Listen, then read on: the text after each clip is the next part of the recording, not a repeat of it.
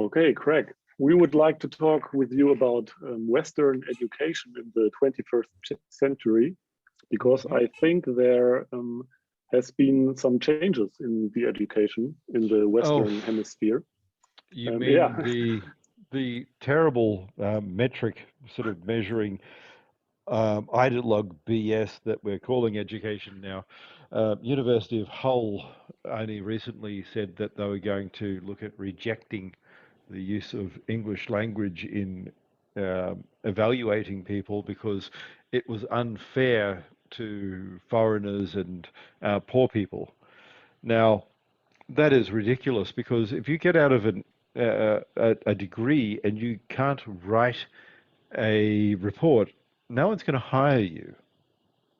If you cannot sort of cogitate, actually do the creation of a grammatically correct sentence, if you cannot sit there and write a report that will be read by others, who cares? You will not get published. You will not get into any other universities. You will not get a job. So all of this BS about it's not fair to poor people. I was from a poor family. I'm proud to say that I was, despite my mother's attempts to not make it so, white trash. I mean, I'm from a single mother family, sort of abandoned because she was Catholic and blah, blah, blah, all that crap. Um, so came from poverty. I used to look up at the Indigenous groups in Australia who got handouts when I didn't and go, aren't you guys lucky for actually having welfare? At least until I was about the age of 8. And then I realized how stupid it was that these people are basically getting money for doing nothing and never learning how to work. And I was lucky enough to have a mother who had to work 4 jobs at one stage to be taught the value of education. And in that, I learned, well, it's a good thing to actually learn how to speak as if you're not white trash. I don't always at the time. I can quite happily swear like a drunken sailor and then some. And that's an Australian drunken sailor. We do it better than most people. So all I have to say is education is being destroyed. And it's not anything new. There's a person uh, I quite admire. I don't know if he's even alive anymore, called Russell Kirk, who wrote a lot about education in the past, especially like 50 years ago plus. And he has many good philosophical books on this. And we're moving away from that. We're thinking that it's about equality and pushing everyone up, but it's not. It's meritocracy. And what we should be doing is making education more difficult and equally putting people into different streams. Not everyone needs to have a degree, and not everyone's going to be successful by having a degree. There was a person I knew in Sydney who was worth, uh, it's now 10 years ago, 20 million or so, and earned an average and spent an average of about 2 million a year. He had a nice penthouse in Sydney, blah, blah, blah, all that sort of stuff. And his career was in garbage. He uh, wasn't super smart. He wasn't academically engaged. I don't think he would have passed through a degree. And I think he was more engaging than many uh, professors that I know. And that's because he had grit, he worked, he would do anything to succeed. Well, not quite anything. I mean, you know what I mean, but he would do as much as it was necessary. He would do literally shit jobs, and that made him successful. And a lot of academics today think that they're elites. they deserve to have more. But I'm sorry, if you studied dance science, you're not an elite. You And just said education is destroyed or is being destroyed, but I would say that we have like a very technical education nowadays, and we're no, pretty we good have at that. technical training. We Yeah, don't have okay, technical okay, education. okay, and we're pretty good at that. So that's We're also getting a really part good at of yeah, vocational training, right. and we're calling So it education. what is exactly missing that technical training is not the full education? Is it the historical perspective that's being lost? Well, going for a job is an education. That's training. That's vocational training by definition. So education has nothing to do with your job. So education is, how do I understand literature? How do I understand philosophy? How do I make rational decisions? How do I make myself a rounded person? How do I become engaged in society? How do I engage in politics? And people will sit there at engineering going, I don't need to know any of this. Of course you do, especially if you end up with more money. If you think that your political scenario is going to be dictated by Twitter feeds, you're crazy. I'm Let's just talk going about to the wait yeah, 1 second. I just want to throw in, yeah. but the reason we are bringing up the subject of education to Craig is because Hmm. Craig has a lot of degrees. He has the most in the world. I'm not going to go on about how many degrees or which ones, but he is very widely studied. And this is why he can be considered an expert to talk on I cannot say I have education. the most in the world because I do not know how many degrees I have. That's embarrassing, but I am certain that you have more than the person who was referenced in the Guinness Book of Record a couple of weeks ago. But yeah, sorry, back over to you, Michael. Yeah, Craig, where I'm trying to get at is that I agree the education is on its way to be destroyed in the Western Hemisphere, but the rest of the world is actually getting up in educational terms. So Are they now? compared to some, I mean, compared, let's take China, But for again, example. are they? How are China Well, getting educated? compared to 100 years ago, it's pretty much very well educated nowadays. Are they? Do you Well, know about compared to the, So tell me about Chinese education 100 years ago. well, I'm not an expert in that. That's why I'm asking you. Strangely I enough, did, that was one of my Harvard courses. So 100 years ago, Chinese education was actually very advanced, but it wasn't Western. It wasn't modern. It was a very strict Confucian system. And a lot of it was about study of poetry, for instance. So a lot of government officials had, I mean, people will sit there and go, you're reading literature and poetry. What the hell does that teach you? Think about it for a moment. So I have books like this one. This is old. This is published in the 60s. This is um, a series I'm reading at the moment. It's by Britannica, actually. They don't actually really exist anymore, although they're online as a website. And they're a remarkable set of books. And it goes into an analysis of all of the old authors, the ones that people don't care about anymore. And I'll even, this is on jurisprudence. Let me actually bring up some of what they have just to demonstrate. So to hold up, I don't know if you can see that. Is that clear enough? not really. Yeah, I can see that. The reading That's list, good enough yeah, on the camera. I can. Yeah. So as an example, Asclephanes, Agamemnon, Cleonophae, and Eumenides. Greek plays. So, what would Greek plays have to do with modern society? Really, I mean, we're talking about something that happened 2,600 years ago. Yet, we're talking about a fable that Orestes was actually out there arguing as a foundation of the basis of law.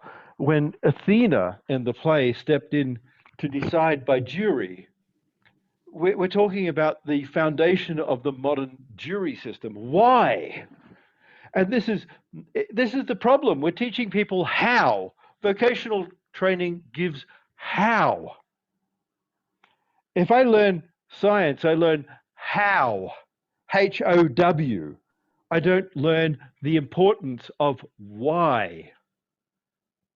Why This do is, I have law? yeah, this is exactly what we had on our draft, because So, I think, and this, but this is the problem. Vocational training is how. How do I do something? It is not why I do something. And that's the distinction here. and Now, the why is like the historical perspective, right? In a broad sense. well, no, it's not just The why, historical. It's actually looking forward. If I'm going to think about jurisprudence, I can't go, Aristophanes thought about this, therefore that's what I want to do. Asclephanes said this, therefore I'm going to do. Um, Agamemnon in this writing said, no, I want to actually take it and go, this is what works now. And I can only do that by thinking through it. So I've mentioned things like the Ring of Gyges before. I'm not trying to get people to think about Greek life 2,600 years ago. I'm getting them to think about if people are anonymous right now, not invisible, anonymous, outside of tracking. When I say invisible, I don't mean invisible by light. I mean invisible in internet traces. okay, we got that. Mm. If you want to take over the Western Hemisphere and you cannot militarily defeat the West, Why is not? it maybe cheap? It's a premise. I'm just making up a premise right now. Let's say you can't defeat the West militarily, but you could maybe de-educate the West and then destabilize the West by de-education. Do you know where I'm getting at? I do. Is it maybe cheaper? I don't. cheaper? No, I actually don't agree with what you're saying. I think people are doing it to themselves. I don't think it is Putin or China. I think people are doing this to themselves. I blame a whole lot of French philosophers. The French actually had some remarkable philosophers until the 20th century, and then they had Foucault, and everything went downhill. They had some really bad ones too. Rousseau is one of the worst in history. Everyone sort of looks as if he said he didn't even invent any of the things he's talking about. The social contract theory was actually 100 years before Rousseau. It even goes back to Hobbes. I mean, not that I agree with Hobbes, but Rousseau took it and romanticized it. And I forgive him because he was 22. No one at 22 can have an idea that is remarkably anything other than stupid. And trust me, I can say that because I've been 22. And I've looked at everyone who's been 22, including those who've done remarkable things. Alexander at 22 was actually invading Persia. But it was still a stupid idea. He succeeded, but it was a stupid idea. I mean, he was lucky, but it was still a stupid idea, if you see what I'm saying. At 22, Okay, you so think you can change the world, which is a good thing, but it's also a bad thing. When you actually grab an army and seek to change the world, it's a bad thing. So young people actually don't understand everything that's gone before, and we don't teach them anymore. And that's a huge problem. That's what education is. And if you want my theory, it is World War One. In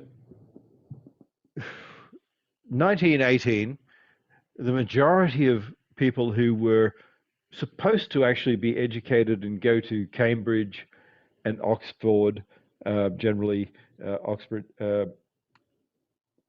Oxbridge, we grabbed them and we sent them, and we basically made them run at machine guns, thinking that was a good idea.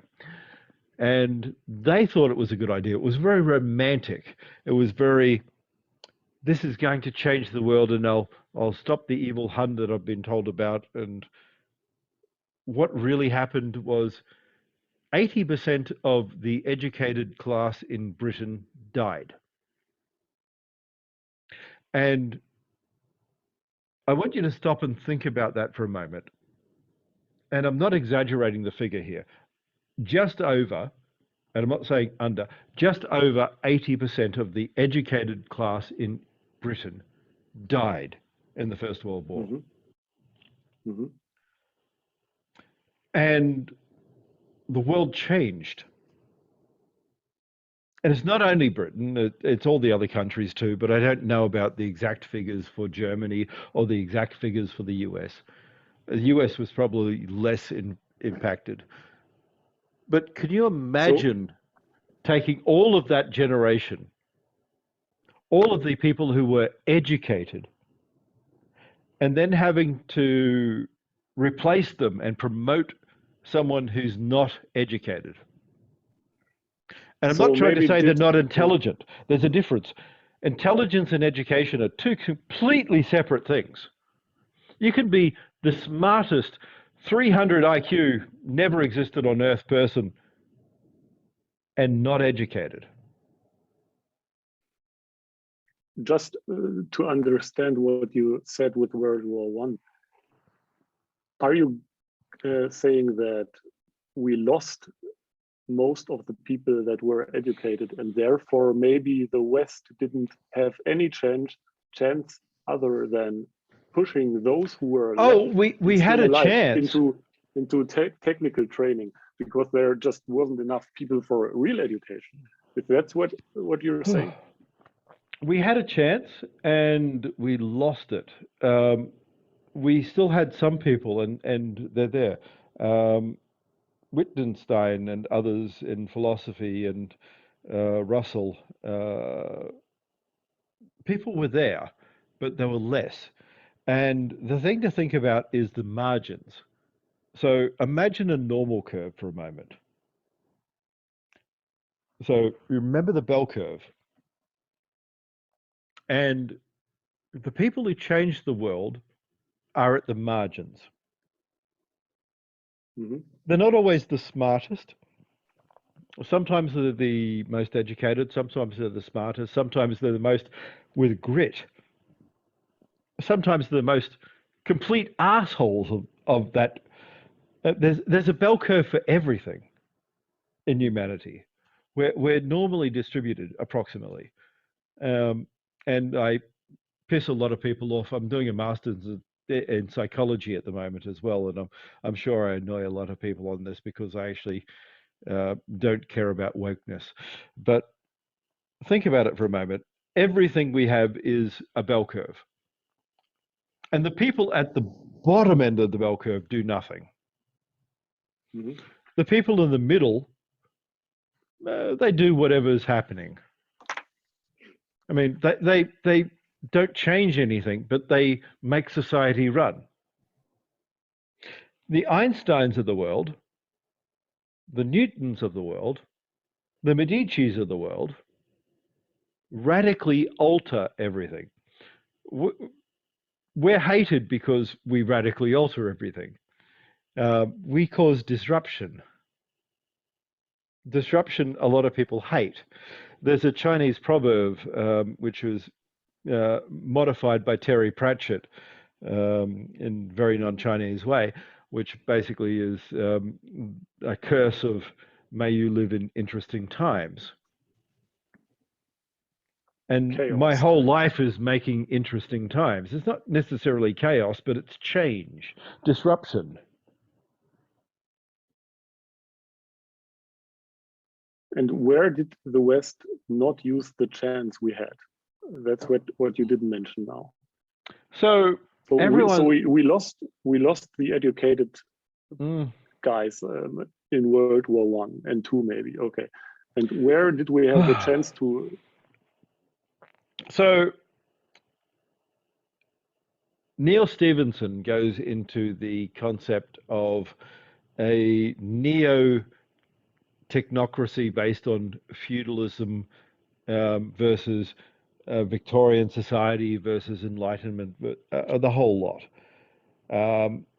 He's actually a very interesting sci-fi author. Not only things like Snow Crash, but he has a number of very good concepts. And he goes into a lot of detail that I don't think he even realizes that he does. And one of the aspects is a rebirth of Victorian society. And this is incredibly important in a way that most people won't think about. Think about, say, the 1860s to 1880s. Imagine society back then. It's stratified, it's hierarchical, but many people were coming from nothing and still raising themselves. We love to say that no one could actually create something out of nothing and become. But the Gilded Age was full of people who came from nothing. Carnegie. So, yeah. Carnegie is Scot. Not a rich Scot, not an educated Scot. Moved to America and made an empire. The same with Mellon. The Rockefellers, for instance, boring as fuck. Only way to put it. I mean, I can't say it without saying a swear word, boring as fuck. They are. They're like me. They are completely, absolutely focused. I'm lucky in that my Asperger's is knowledge. Everyone with Asperger's has some focus, and mine is knowledge, which means everything, but in a wrong way. So imagine Victorian society, but with modern technology. So yes, it has flaws, but it's not whether we seek perfection, it's whether we can make something better.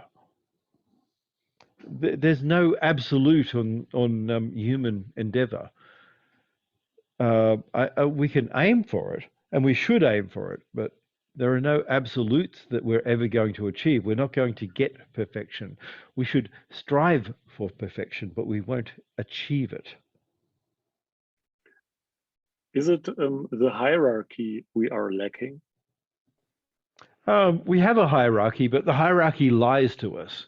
And the hierarchy is, okay, so I'm not going to tell you that elites are bad. I'm going to tell you that having a hierarchy is a good thing. But, and here is the big but, the elites need to be held to account. I work my butt off because I'm an elite. When I said I spend £280,000 a year studying, it's because I can. And because I can, I should. And they're different words. Can and should don't relate. I owe it. I owe it.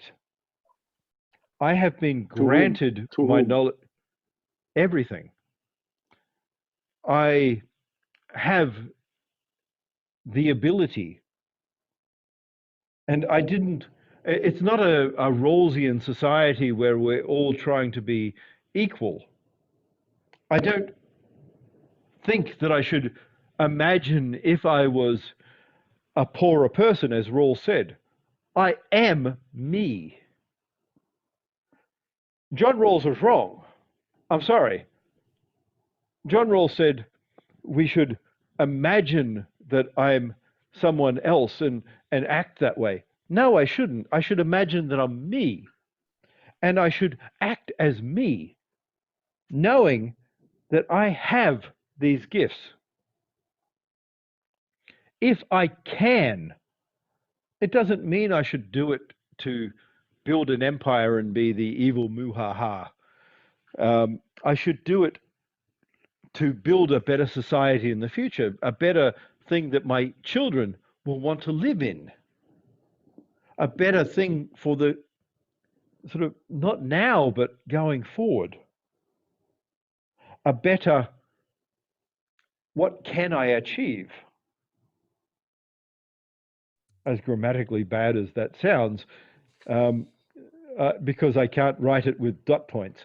But at the end, well, I could do it on Dragon or Nuance, or now Microsoft has bought Nuance, so now Microsoft, unfortunately. But it is a re-envisioning of all of this, if we think about it for a moment, just to have the flow of thought here. We shouldn't. I'm going to totally do the flow of thought bit here. And Einstein said that everyone's a genius, just in different areas. And that's what we should be embracing. And we should be encouraging people who are completely uneducatable to do something, to be more. And we should be giving them a life of dignity. And I'm not being mean here, I'm being honest, which most people see as mean. And the fact is, everyone can do something, and everyone can be proud, and we should be being proud of that. And people who have money have to realize that not everyone will have a lot of money, but that's not wrong. Sometimes a role is just good because it's doing good.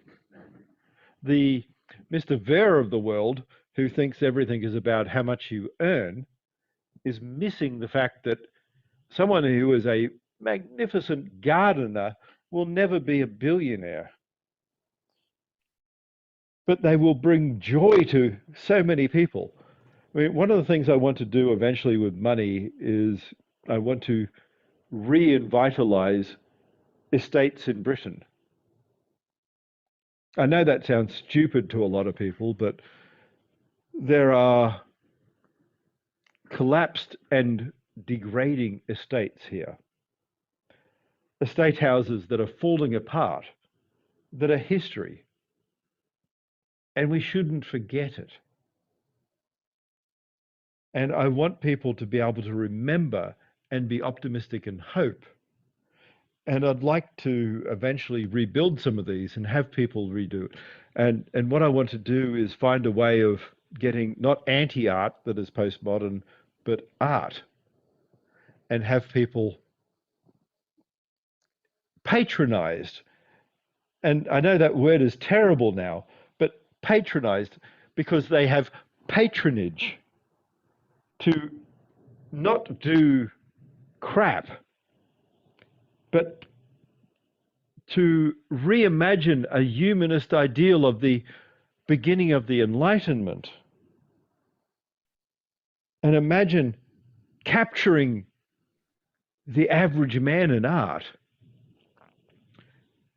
I mean, could you imagine not Banksy, and spray painting a wall, but having people create sculptures that capture modern society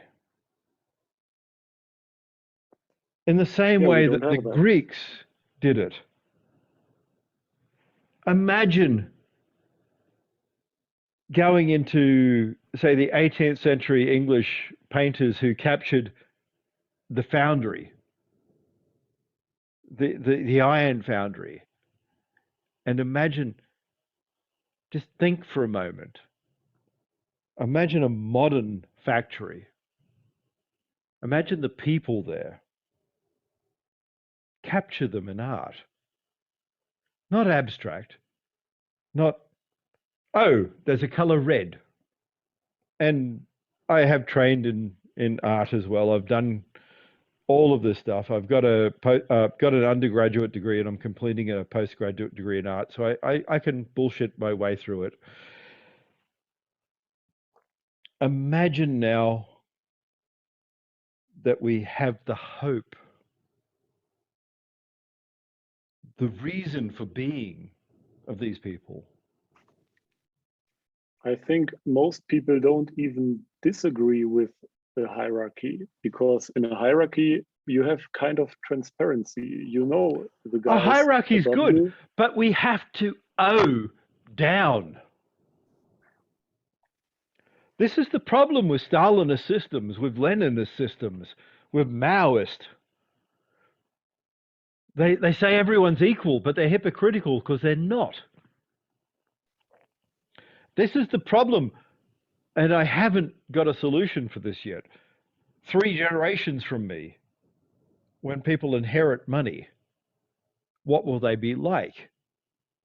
And I can work. And there's an old saying, shirt sleeves to shirt sleeves in 3 generations. It doesn't always work that way, but because sometimes people have too much money.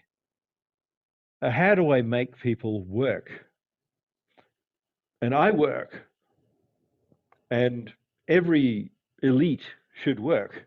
Not Twitter, fucking Jack Dorsey, I pretend to work and I dress like a slob. I don't dress like a slob. Not because I can, not because any BS about I'm rich and I'm a billionaire, so therefore I don't need to, but because I should. I should get up and I should actually make sure that I look at myself in the mirror and know that I'm going to work my freaking butt off every day. And I mean, I run the research component of a group of companies that operate across, I think, 4 continents in all that we have now. So I owe. I don't think people get this. You don't control, you steward. And if you read the Bible, there's a difference. There's a big difference between steward and control. So you've given me some quotes. You remember Judges. What do you mean? There's a whole section of the Old Testament on Judges.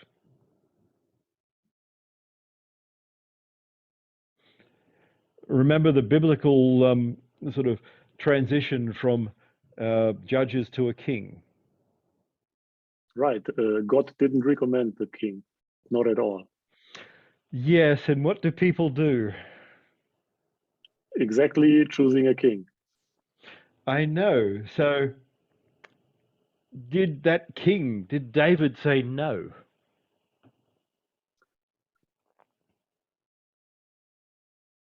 He didn't. He Well, became king. So he could have. So this is why I found the early component of the US remarkable. The Federalist Papers, the birth of the United States, is built on Washington was offered a kingship. Did you know that? no, I didn't. He was actually offered that, not just presidency. Mhm. The reason we now have in the US a limit on 2 presidential terms, apart from Roosevelt, who abused that and had many, and now it's in writing and set, is Washington stepped down after the second one and refused to be king.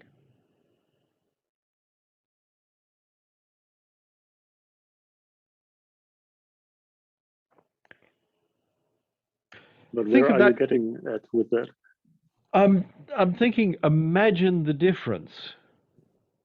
Yeah. Imagine we've come this far in society that David kills Goliath and goes, "No, I'm not going to take the kingship. I know you want it. I'll be here and I'll act as long as you vote me in, but you can kick me out at will. If I happen to do something with Bathsheba or whatever, get rid of me. If I'm not good anymore, get rid of me. I'm not here no matter what. My sons won't follow me no matter what." Imagine what that was. Imagine that change in the 18th century for a society that was used to kings, for a man to step down and say, "No, I won't be king." Imagine how enticing that would be. Imagine that you could have been a king of America. Imagine if that was offered to you. How many people would turn it down? Like no one. Yeah, so I've actually visited Washington's farm. I think everyone should. I mean, that's remarkable. I think that it would take a very strong person to turn a stronger person than a king to turn down a kingship. Yes, Well, and this is one of the things when I went to Virginia and Washington, and I went round there at the time I was about to launch Bitcoin, funny enough. And I visited Washington's farm. Most people don't know that, but I did. And I did it again later. And it was part of what I was thinking about in this. And it's important not to make a king. And it's important when you're offered to step down.